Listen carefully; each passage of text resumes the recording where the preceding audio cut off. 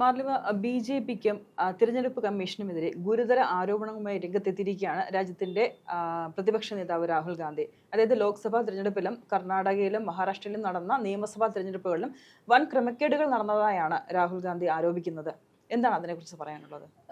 സത്യമായിട്ടും ഇതൊരു വലിയൊരു ജനാധിപത്യത്തെ കശാപ്പ് ചെയ്യുന്ന ഒരു രീതി ബി.ജെ.പിക്ക് നേരത്തെ തന്നെ ഉണ്ടെന്നുള്ള പല ആരോപണങ്ങളും നേരത്തെ തന്നെ ഉയർന്നിട്ടുണ്ട്.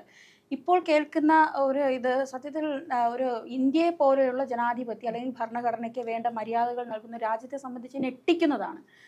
കഴിഞ്ഞ ലോക്സഭാ തെരഞ്ഞെടുപ്പിൽ വ്യാപകമായ ഒരു ക്രമക്കേട് നടന്നതായാണ് ഈ പറഞ്ഞ പോലെ പ്രതിപക്ഷ നേതാവ് രാഹുൽ ഗാന്ധി പറയുന്നത്. തെരഞ്ഞെടുപ്പ് കമ്മീഷന്റെ സഹായത്തോടെ ബി.ജെ.പി വോട്ട് പിടിക്കുകയും മോഷ്ടിക്കുകയുമായിരുന്നു. ഇതാണ് ആരോപണം. ഒന്ന് ആലോചിച്ച് നോക്കൂ, തെരഞ്ഞെടുപ്പ് കമ്മീഷൻ എന്ന് പറയുന്നത് ഒരു രാജ്യത്തെ അല്ലെങ്കിൽ സംസ്ഥാനത്തെ അവിടെയുള്ള ഏതൊരു സ്ഥാപനത്തെക്കാളും ഏറ്റവും വിശ്വാസ്യ യോഗ്യതയുള്ള ഒരു സ്ഥാപനമായിട്ടാണ് അല്ലെങ്കിൽ ഒരു സംവിധാനമായിട്ടാണ് നമ്മൾ കണക്കാക്കുന്നത്. ഒരു ജഡ്ജിയേക്കാൾ മുകളിൽ വിശ്വാസയോഗ്യതയുള്ള ആ ഒരു തെരഞ്ഞെടുപ്പ് കാലത്ത് അവരാണ് അവിടുത്തെ ഏറ്റവും വലിയ ഒരു ജഡ്ജ്മെന്റിനേക്കാൾ സുപ്രീം കോടതി ജഡ്ജിയേക്കാളും പവറുള്ള ഒരു സംവിധാനമാണ് ഈ തെരഞ്ഞെടുപ്പ് കമ്മീഷൻ. അവർ തന്നെ ക്രമക്കേട്, വോട്ടിംഗ് മെഷീൻ ക്രമക്കേട് കാണിക്കുന്നതും തെരഞ്ഞെടുപ്പ് കമ്മീഷൻ ക്രമക്കേട് കാണിക്കുന്നതും തമ്മിൽ ഒരു വ്യത്യാസവുമില്ല. വോട്ടിംഗ് മെഷീൻ ആരോപണം ഉയർന്നിരുന്നപ്പോഴും നമ്മൾ ഒരു യാന്ത്രികമായിട്ടുള്ള കാര്യങ്ങളാണ് പറഞ്ഞെങ്കിൽ ഇത് ഏറ്റവും വിശ്വാസയോഗ്യമായ ഒരു സംവിധാനം അവിടെ തെറ്റ് ചെയ്തു എന്നുള്ളതാണ് രാഹുൽ ഗാന്ധി പറയുന്നത്. അതിലുള്ള ആരോപണം ഇനി പരിശോധിക്കേണ്ടതാണ്. എങ്കിലും ഇപ്പൊ രാഹുൽ ഗാന്ധി പുറത്തു വിട്ടിരിക്കുന്ന ചില കണക്കുകൾ പ്രകാരം അല്ലെങ്കിൽ അതിന്റെ ചില തെളിവുകൾ പുറത്തു വിട്ടിട്ടുണ്ട്. ഇത് പറയുന്നത് 100ഓളം സീറ്റുകളുടെ ഫലത്തെ സ്വാധീനിക്കുന്ന തരത്തിൽ കഴിഞ്ഞ തെരഞ്ഞെടുപ്പ് പ്രക്രിയ അട്ടിമറിക്കാൻ പ്രധാനമായൊരു ജനാധിപത്യ സ്ഥാപനം എന്ന് പറയുന്നത് തെരഞ്ഞെടുപ്പ് കമ്മീഷനെ തന്നെ ദുരുപയോഗം ചെയ്തു എന്നുള്ളതാണ് പറയുന്നത്. ഇതിന്റെ ഫലത്തിൽ കൃത്രിമം കാണിക്കാൻ തെരഞ്ഞെടുപ്പ് കമ്മീഷൻ ബി.ജെ.പിയുമായി ഒത്തുകളിച്ചു എന്നുള്ളതാണ് രാഹുൽ ഗാന്ധിയുടെ ആരോപണം. വോട്ടർ പട്ടികയിൽ കൃത്രിമം കാണിക്കുക, CCTV ദൃശ്യങ്ങൾ നശിപ്പിക്കുക, വ്യാജ വോട്ടർമാരെ ചേർക്കുക എന്നിവ ഉൾപ്പെടെ 5 വഴികളിലൂടെയാണ് ക്രമക്കേട് നടന്നതെന്നാണ് അദ്ദേഹം ചൂണ്ടിക്കാട്ടുന്നത്. നേരത്തെ രാഹുൽ ഗാന്ധി ഇന്ത്യൻ തെരഞ്ഞെടുപ്പ് കമ്മീഷനെതിരെ രൂക്ഷമായ വിമർശനം ഉന്നയിച്ചിരുന്നത് അതിങ്ങനെയായിരുന്നു: ഇന്ത്യയുടെ തെരഞ്ഞെടുപ്പ് പിടിച്ചെടുക്കലായി പോയി എന്നുള്ളതാണ്. അതായത് നേരത്തെ തന്നെ ഇതുപോലുള്ള സംശയങ്ങൾ പല സ്ഥലത്തും ഉയർന്നു വന്നിട്ടുണ്ട്. കാരണം ഇപ്പോൾ ഫോർ എക്സാമ്പിൾ നമ്മുടെ രാഷ്ട്രീയ പാർട്ടികൾ എങ്ങനെയാണ് ജനങ്ങളെ സ്വാധീനിക്കുക അല്ലെങ്കിൽ എന്തൊക്കെ ഇമ്പാക്റ്റ് ആയിരിക്കും അവർക്കുണ്ടാവുക എന്നത് തെരഞ്ഞെടുപ്പിൽ പ്രതിഫലിക്കുമെന്നുള്ളത് സത്യമാണ്. കാരണം ജനങ്ങളൊന്നും മണ്ടന്മാരല്ല. നമ്മുടെ ഭരണപക്ഷത്തിരിക്കുന്ന ചില പാർട്ടികൾ ഏതെങ്കിലും തരത്തിൽ വലിയ രീതിയിലുള്ള ആരോപണങ്ങൾ നേരിട്ടാൽ ഉടനെ തന്നെ അടുത്തൊരു തോൽവി ഉണ്ടാകുമെന്നുള്ളത് അതൊരു ഉറപ്പായ ഒരു കാര്യമാണ്. കാരണം ജനങ്ങളെ മണ്ടന്മാരാക്കുകയാണ്. അതാണ് ജനാധിപത്യ സംവിധാനത്തിന്റെ ഒരു മേന്മ. ഇവിടെ രാഹുൽ ഗാന്ധി പറഞ്ഞതുപോലെ പല സംസ്ഥാനങ്ങളിലും ബി.ജെ.പി തോൽക്കാണ്. അതായത് ബി.ജെ.പി ഭരണത്തിലിരുന്ന സംസ്ഥാനങ്ങളിൽ തന്നെ അവർക്കെതിരെയുള്ള നിരവധി പ്രകമ്പനങ്ങൾ ഉണ്ടായിക്കൊണ്ടിരിക്കുന്ന സമയത്ത് ഒരു രാഷ്ട്രീയ പാർട്ടി അവിടെ ജയിക്കുക എന്ന് പറയുന്നത് അത് സംശയം ഉണ്ടാക്കുന്ന ഒരു കാര്യം തന്നെയാണ്. പക്ഷെ ഒരിക്കലും തെരഞ്ഞെടുപ്പ് കമ്മീഷനെ വിമർശിക്കാൻ നമുക്ക് അധികാരമില്ല എന്നുള്ളൊരു കാര്യം കൂടെയുണ്ട്, തെളിവില്ലാതെ. അപ്പോൾ അത് ഒരു രാഷ്ട്രീയ പാർട്ടിക്കുമില്ല. അങ്ങനെ ഉള്ളൊരു സുതാര്യമായി നടക്കേണ്ട ഒരു തെരഞ്ഞെടുപ്പിലാണ് ഇത് ഇത്തരത്തിലുള്ളൊരു ഇത് പറഞ്ഞിരിക്കുന്നത് അല്ലെങ്കിൽ ഒരു ആരോപണം വന്നിരിക്കുന്നത്. ഇപ്പോൾ ജനാധിപത്യത്തെ ഇല്ലാതാക്കാൻ അനുവദിക്കില്ല എന്ന് പറഞ്ഞുകൊണ്ടാണ് രാഹുൽ ഗാന്ധി ഇത് പുറത്തുവിട്ടിരിക്കുന്നത്. ഇതിൽ പറഞ്ഞിരിക്കുന്ന ഏറ്റവും പ്രധാനപ്പെട്ട ഒരു ആരോപണം മഹാരാഷ്ട്രയിൽ 40 ലക്ഷം ദുരൂഹ വോട്ടർമാരുണ്ടെന്നാണ്. ഒന്ന് ആലോചിച്ച് നോക്കൂ, നമുക്ക് ഒരു വോട്ടർ പട്ടിക എന്ന് പറയുന്നത് ഒരു വ്യക്തി എന്ന് പറയുന്നത് എന്തൊക്കെ പ്രോസസ്സിലൂടെയാണ് ഒരു വോട്ടിംഗ് ചെയ്യാൻ ഒരു 18 വയസ്സ് തികഞ്ഞ ഒരു പൗരൻ നമ്മുടെ രാജ്യത്തിന്റെ നിയമങ്ങൾ അനുസരിച്ച് അവർക്ക് അവരുടേതായിട്ടുള്ള സമ്മതി അവകാശം രേഖപ്പെടുത്താനുള്ള അവസരമുണ്ട്. അതിനനുസരിച്ച് എന്തൊക്കെ പ്രോസസ്സിലൂടെ നമ്മൾ കടന്നു പോകണം. ഒരു 18 വയസ്സുള്ള ആൾ ഇവിടുത്തെ പൗരത്വം തെളിയിക്കണം. അവർ താമസിക്കുന്ന വീട് ഏതാണ്, അവർ ഏത് പഞ്ചായത്തിന്റെ കീഴിലാണ് വരുന്നത്, അവർ ഓരോ പാർട്ടികളും എന്ത് ചെയ്യും, ഇവർക്കുള്ള വോട്ടർ പട്ടിക വരെ തയ്യാറാക്കും. ഈ പ്രോസസ്സിലൂടെയൊക്കെ കടന്നുപോയി മരിച്ച വ്യക്തികളാണെങ്കിൽ അവരെ ഒഴിവാക്കും. അതായത് വോട്ടർ പട്ടിക ഉണ്ടാക്കുന്നതിന് മുൻപുള്ള വളരെ വലിയ പ്രോസസ് ഉണ്ട്. അതെ, സങ്കീർണമായ ഒരു പരിപാടി. ഈ രാഹുൽ ഗാന്ധി പുറത്തുവിട്ടിരിക്കുന്ന ഡോക്യുമെന്റ് ഞാൻ കണ്ടു. അതിൽ എഴുതിയിരിക്കുന്ന കാര്യങ്ങൾ കണ്ടാൽ നമുക്ക് തന്നെ ചിരി വരും. അതായത് ഒരേ വീട്ടു നമ്പറിൽ 80 പേർ, ഒരേ വീട്ടു നമ്പറിൽ 46 പേർ, ഒരേ വീട്ടു നമ്പർ ഇല്ലാത്ത 0 ഇട്ടിരിക്കുന്ന തന്നെ എത്രയോ വീട്ടു നമ്പറുകൾ, അതായത് 0 ഇട്ടിരിക്കുകയാണ്, വ്യാജമായി. അപ്പൊ ഇതിൽ പലരെയും, അതായത് ഇങ്ങനെയുള്ള ഇപ്പൊ നമുക്ക് നല്ല ഒരു അവസരമാണ് AI ഉപയോഗിച്ച് ആളുകളുടെ മുഖം തന്നെ ഉണ്ടാക്കാം. അപ്പൊ അത്തരത്തിൽ ക്രിയേറ്റീവായിട്ട് ഫേക്കായിട്ട് കാര്യങ്ങൾ ഉണ്ടാക്കുന്ന ഒരു സമയത്ത് തെരഞ്ഞെടുപ്പ് കമ്മീഷൻ കൂടുതൽ ജാഗ്രത പുലർത്തുകയും അതിനെക്കുറിച്ച് അന്വേഷിക്കുകയും കൃത്യമായി അതൊക്കെ പരിശോധിക്കേണ്ട ഒരു ചുമതലയുള്ള ഒരു കമ്മീഷനാണ് തെരഞ്ഞെടുപ്പ് കമ്മീഷൻ. പക്ഷെ ആ സമയത്താണ് ഇത്രത്തോളം അലക്ഷ്യമായി ഒരു തരത്തിലും ഒരു ഡോക്യുമെന്റും കറക്റ്റ് ആകാത്ത അല്ലെങ്കിൽ 80 പേരൊക്കെ ഒരു വീട്ടിൽ താമസിക്കുന്ന നമുക്ക് ചിന്തിക്കാൻ കഴിയുന്നുണ്ട്. ഒരു വീട്ടിൽ ഒരാൾക്ക് 4-5 പേർക്ക് ഒരു വീട്ടു നമ്പർ വരാം.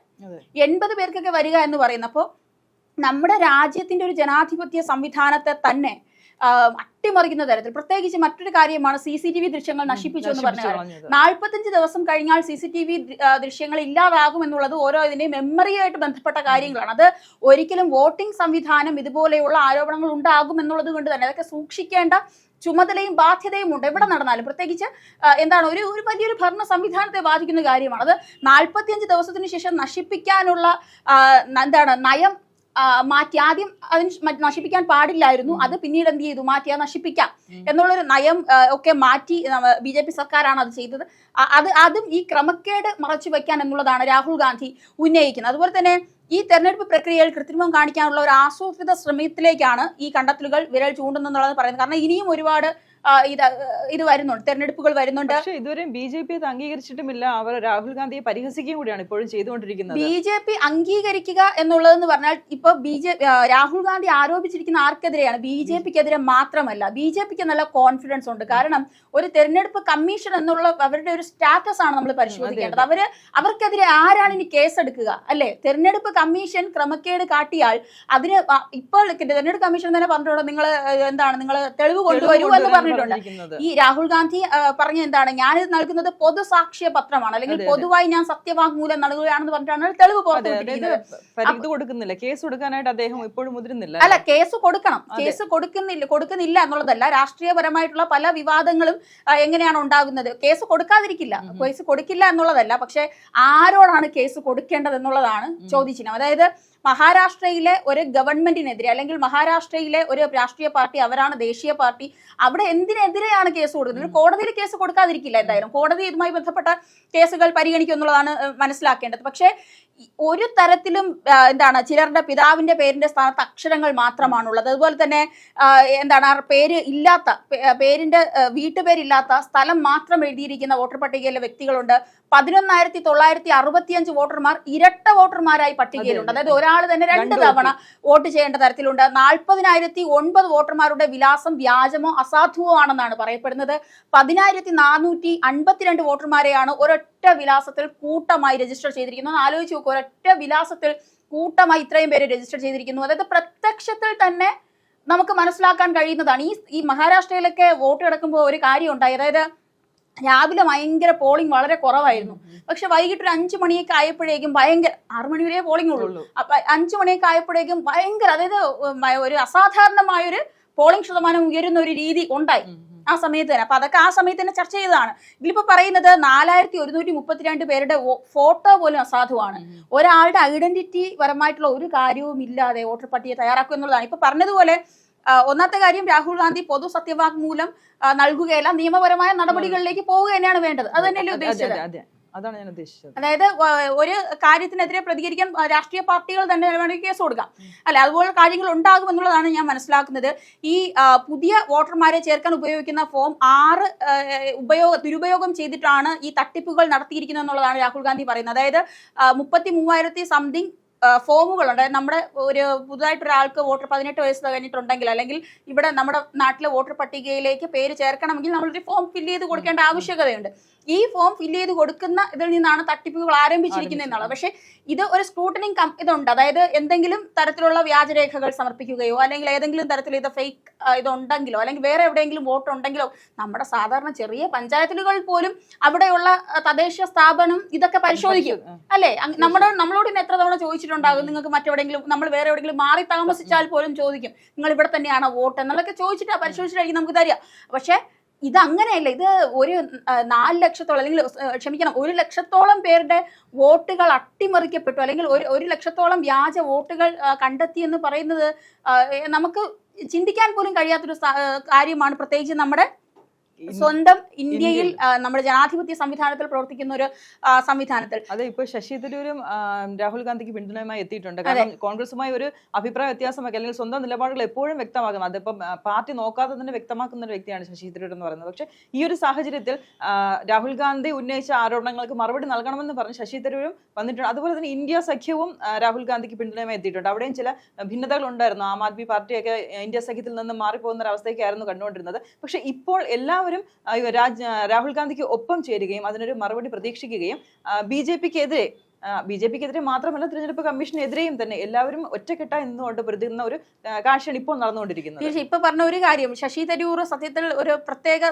സാഹചര്യത്തിൽ ഇത് ചേർന്ന് നിൽക്കുന്നത് വലിയൊരു ഗുണമായി തന്നെ കോൺഗ്രസിന് മാറും. കാരണം പ്രത്യേകിച്ച് ഈ കാര്യം, കാരണം ശശി തരൂരിനെ സംബന്ധിച്ച് ഇത് ലോകരാഷ്ട്രങ്ങളുടെ, പുള്ളി ട്വീറ്റ് ചെയ്തിട്ടുണ്ടെങ്കിൽ അത് ലോകരാഷ്ട്രങ്ങളുടെ ശ്രദ്ധയിൽപ്പെടുത്താൻ കഴിയുന്ന ഒരു വ്യക്തിയാണ്. അറിയാമല്ലോ, നമ്മുടെ ഒരു വിശ്വ പൗരൻ എന്നാണ് അദ്ദേഹത്തെ വിശേഷിപ്പിക്കുന്നത്. അതുകൊണ്ട് തന്നെ പലരും, അതായത് ഇപ്പൊ UN അടക്കമുള്ള സംഘടനകൾ, ഒരുപക്ഷെ യുണൈറ്റഡ് നേഷൻസ് ഒരു സ്ഥലത്ത് രാഷ്ട്രീയപരമായി ഒരു ഭരണ സംവിധാനം അട്ടിമറിക്കപ്പെടുന്നു എന്ന് പറഞ്ഞാൽ അത് ലോക രാജ്യങ്ങൾ ഇടപെടേണ്ട ഒരു വിഷയം കൂടെ ആയി വരും. പിന്നീട് അത് ആർക്കും കഴിഞ്ഞില്ല. കാരണം ഒരു മഹാഭൂരിപക്ഷം ഉള്ളൊരു പാർട്ടി ഏതെങ്കിലും തരത്തിൽ ക്രമക്കേട് കാണിച്ചാൽ അത് ലോകരാഷ്ട്രങ്ങളിലൂടെ ഇടപെടേണ്ട കാര്യങ്ങളിലേക്ക് വരും. അതായത് ശശി തരൂർ പോലെയുള്ള ഒരാൾ ഇപ്പൊ പറഞ്ഞതുപോലെ കോൺഗ്രസ് എന്നുള്ളതല്ല, കമ്മ്യൂണിസ്റ്റ് എന്നുള്ളതല്ല, പിണറായി നല്ലത് ചെയ്താലും പറയും, മോദി നല്ലത് ചെയ്താലും പറയും, അതല്ല VD സതീശൻ നല്ലത് ചെയ്താലും പറയുന്ന ഒരു തരത്തിലുള്ള ഒരു ഇമേജ് ഉണ്ട് അദ്ദേഹത്തിന്. ആ തരത്തിലുള്ളൊരു വ്യക്തി ഇപ്പോൾ രാഹുൽ ഗാന്ധിയുടെ റീട്വീറ്റ് ചെയ്തത് കൊണ്ട് തന്നെ അത് പല രീതിയിലേക്ക് അതിന്റെ ഈ ഒരു മുഖം തന്നെ മാറുകയാണ് ഒരു കാര്യത്തിന്റെ. രാഹുൽ ഗാന്ധി ഈ പറയുന്നത് പോലെ എന്താണ്, കഴിഞ്ഞ തെരഞ്ഞെടുപ്പിൽ ബംഗളൂർ സെൻട്രൽ മണ്ഡലത്തിൽ കടുത്ത പോരാട്ടമാണ് നടന്നത്. വോട്ടെണ്ണലിന്റെ ഭൂരിഭാഗം സമയത്തും കോൺഗ്രസ് സ്ഥാനാർത്ഥി മൻസൂർ അലി ഖാൻ ലീഡ് ചെയ്തു നിന്നിരുന്നു. എന്നാൽ പിന്നീട് BJPയുടെ PC മോഹൻ 32,707 വോട്ടുകളോടെ നേരിയ ഭൂരിപക്ഷത്തിൽ വിജയം നേടി എന്നുള്ളതാണ് പറയുന്നത്. അതായത് ഈ ഒരു ബാംഗ്ലൂർ സെൻട്രൽ മണ്ഡലത്തിലെ മഹാദേവിപുരത്ത് മാത്രം 1,250,000 വോട്ടുകൾ മോഷ്ടിച്ചതായാണ് അദ്ദേഹം പറയുന്നത്. അതായത് ഞാൻ പറഞ്ഞില്ല, ആദ്യത്തെ സമയങ്ങളിൽ പോളിംഗ് കുറഞ്ഞിരുന്നതിൽ നിന്ന് പെട്ടെന്ന് പോളിംഗ് കൂടിയപ്പോൾ അവിടെ BJPയുടെ വോട്ടാണ് കൂടിയത്. അപ്പോൾ അത് എന്തുകൊണ്ടാണെന്നുള്ളത് വലിയൊരു ചോദ്യചിഹ്നം അവിടെയുണ്ട്. ഈ 1,250,000 വോട്ടുകൾ മോഷ്ടിച്ചു എന്ന് പറയുമ്പോൾ അത് വലിയൊരു കുറ്റകൃത്യമാണ്. 25 സീറ്റുകളിൽ BJP ജയിച്ചത് 33,000-ന് താഴെ ഭൂരിപക്ഷത്തിൽ മാത്രമായിരുന്നു. അധികാരം ഉറപ്പാക്കിയത് 25 സീറ്റുകളുടെ അട്ടിമറിയോടെ എന്നൊക്കെയാണ് രാഹുൽ ഗാന്ധി പറയുന്നത്. എന്തായാലും ഇത് ഒരു ജനാധിപത്യ സംവിധാനത്തെ സംബന്ധിച്ച്, ഇന്ത്യയെ സംബന്ധിച്ച് വലിയൊരു ആരോപണമാണ്. അത് എത്രത്തോളം ചർച്ച ചെയ്യപ്പെടുമെന്നോ അല്ലെങ്കിൽ അത് കോടതിയുടെ, ഇനി എനിക്ക് തോന്നുന്നു ഈ കുറച്ച് കാലം ഇത് വളരെ വലിയ രീതിയിൽ സജീവമായ വരേണ്ട കാര്യവുമാണ്. ഇനി അടുത്തൊരു തെരഞ്ഞെടുപ്പിനെ ബാധിക്കാൻ പോകുന്ന ഒരു കാര്യവുമാണ്. അപ്പൊ ഈ തെരഞ്ഞെടുപ്പ് കമ്മീഷനെയൊക്കെ ദുരുപയോഗം, നമ്മൾ പലതവണ കോടതികളെ ദുരുപയോഗം ചെയ്യുന്നു, നമ്മുടെ ഇൻവെസ്റ്റിഗേഷൻ ടീംസിനെ, അതായത് അവിടെ നിന്നുള്ള അന്വേഷണ ഉദ്യോഗസ്ഥരെ അല്ലെങ്കിൽ അന്വേഷണ സംവിധാനങ്ങൾ ദുരുപയോഗം ചെയ്യുന്നൊക്കെ കേട്ടിട്ടുണ്ട്. പക്ഷെ തെരഞ്ഞെടുപ്പ് കമ്മീഷൻ എന്ന് പറയുന്നത് ഒരു രാജ്യത്തിന്റെ ഭരണഘടനയുടെ ജനാധിപത്യത്തിന്റെ ആത്മാവാണ്, അല്ലെ? ആ സോൾ ഇല്ലാതായി കഴിഞ്ഞാൽ പിന്നെ അതൊരു നമ്മുടെ രാജ്യം തന്നെ നശിച്ചു പോകും. കാരണം ഒരു ഭരണ സംവിധാനത്തിന് മുകളിൽ നമ്മൾ ആ സമയത്ത് ഇലക്ഷൻ നടക്കുമ്പോൾ ഇവിടെ കളക്ടർ ആയിരിക്കും ഏറ്റവും ഉന്നതമായ ഭരണാധികാരി എന്ന് പറയും. എന്താന്ന് വെച്ചാൽ അവരാണ് ഇനി തീരുമാനിക്കുന്നത്. ആ സമയത്ത് ഇവിടെ ഭരണം അവരുടെ കയ്യിലാണ്. അതുപോലെയാണ് തെരഞ്ഞെടുപ്പ് കമ്മീഷൻ.